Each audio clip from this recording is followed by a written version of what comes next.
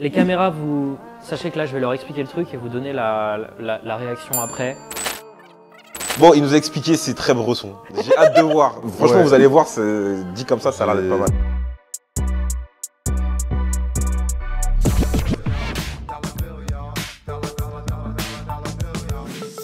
La MIF, on est heureux de vous retrouver aujourd'hui pour une toute nouvelle capsule business, toujours en compagnie d'Alpha. Et pour l'occasion, on a un invité de marque, c'est Feldup.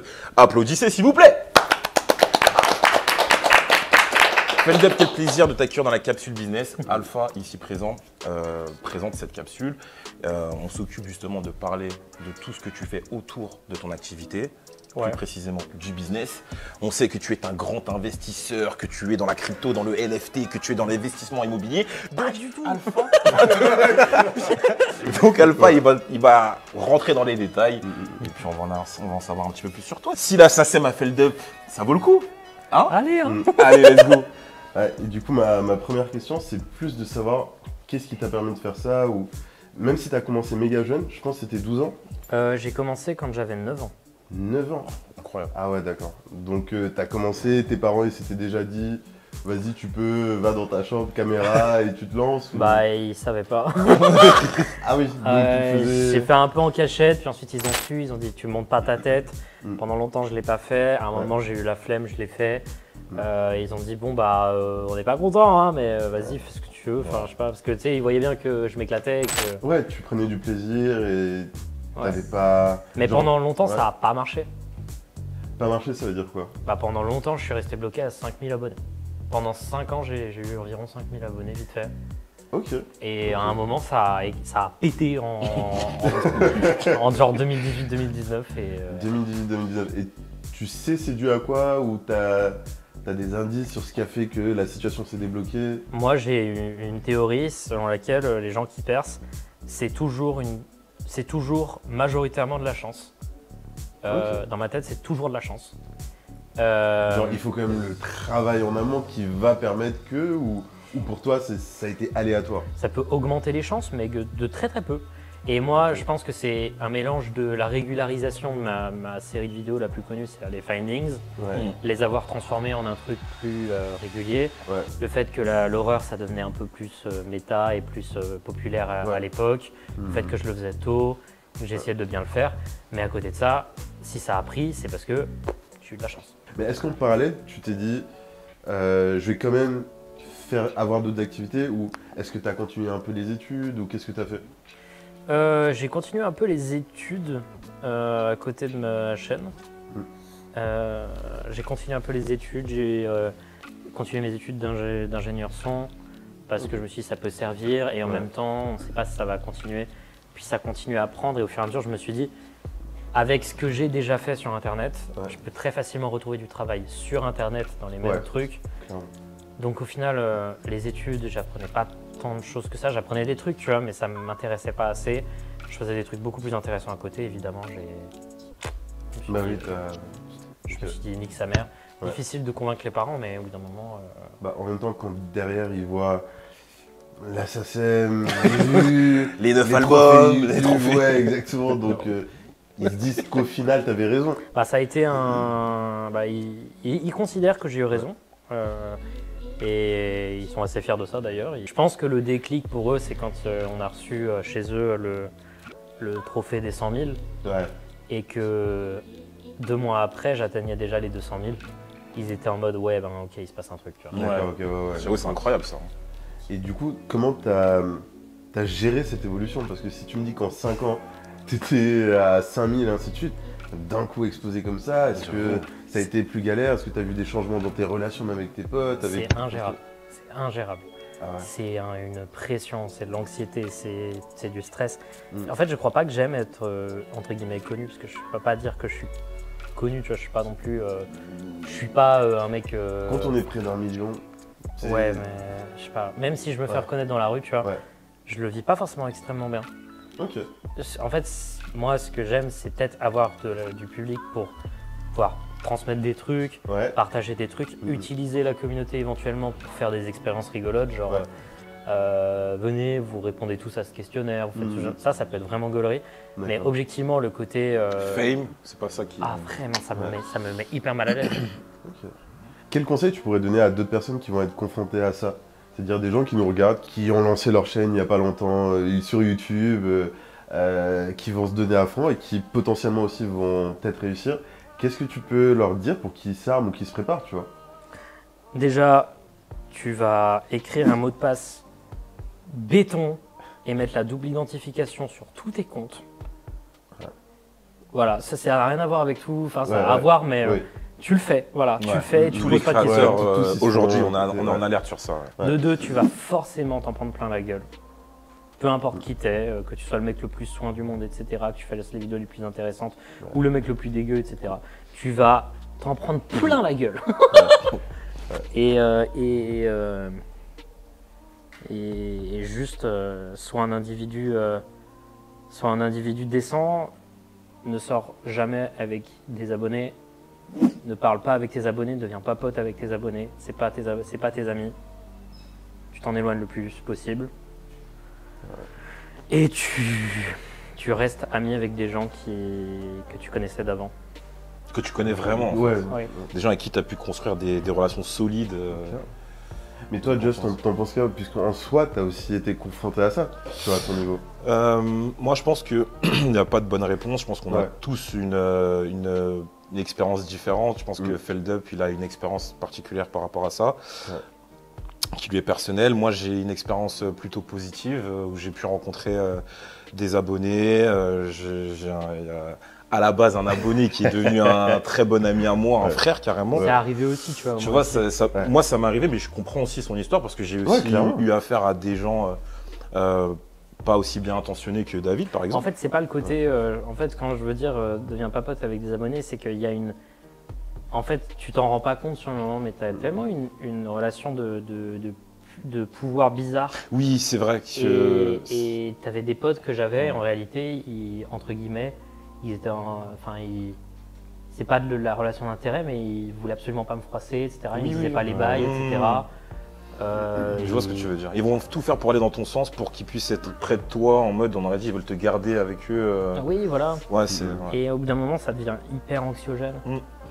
Ça se remarque très vite en plus. De toute Ouais. façon. Bah, pas quand t'es un peu naïf comme moi. Ouais, non, mais.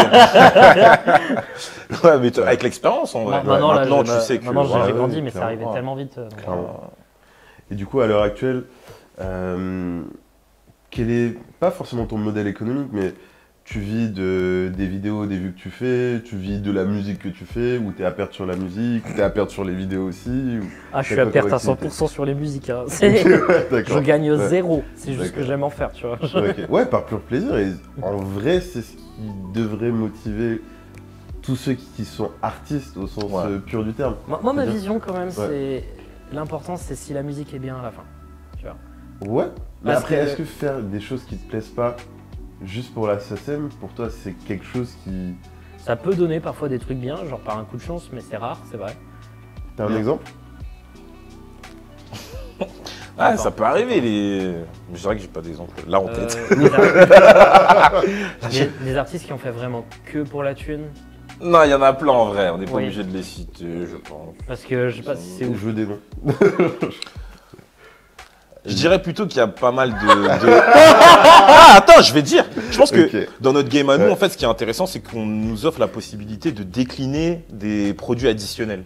Donc, il y a des gens qui Je ont vois ce que tu décliné veux dire. des t-shirts, des gens qui ont décliné des casquettes, comme j'ai pu faire, Ouais. et tu as des gens qui vont décliner de la musique Ouais. de la même façon que c'est un produit, tu vois. C'est pas une passion qu'ils ont, mais c'est une façon pour eux d'élargir leur communauté.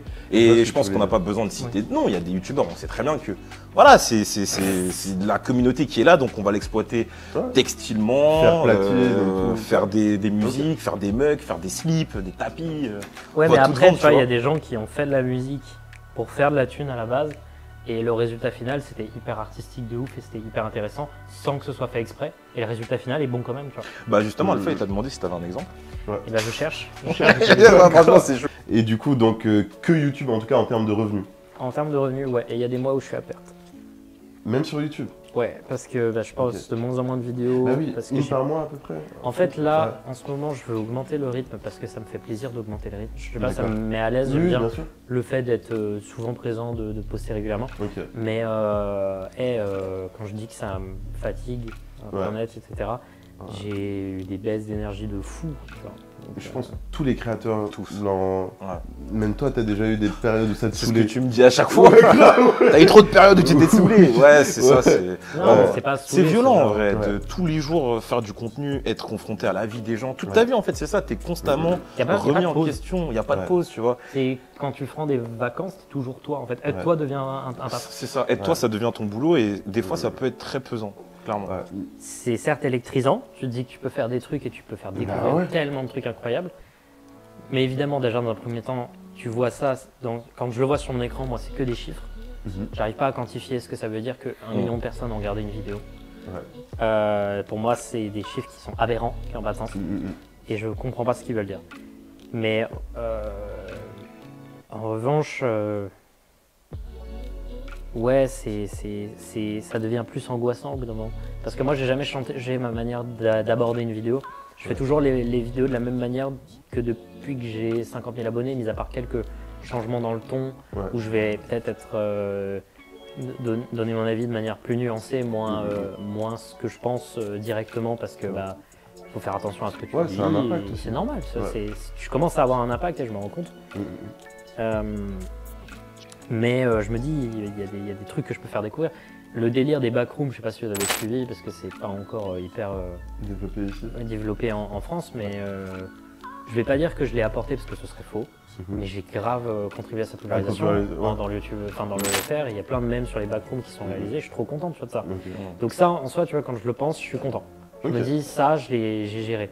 Mais il y a des trucs, je sais pas, moi, c'est un premier degré, je fais des crises d'angoisse quand je me vois en trending sur Twitter.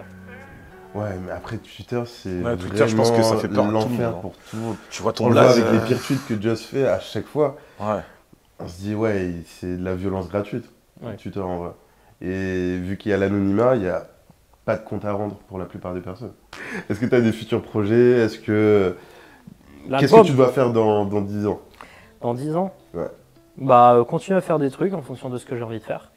Ok. Et en fait, j'ai envie de faire des trucs, juste. Ok.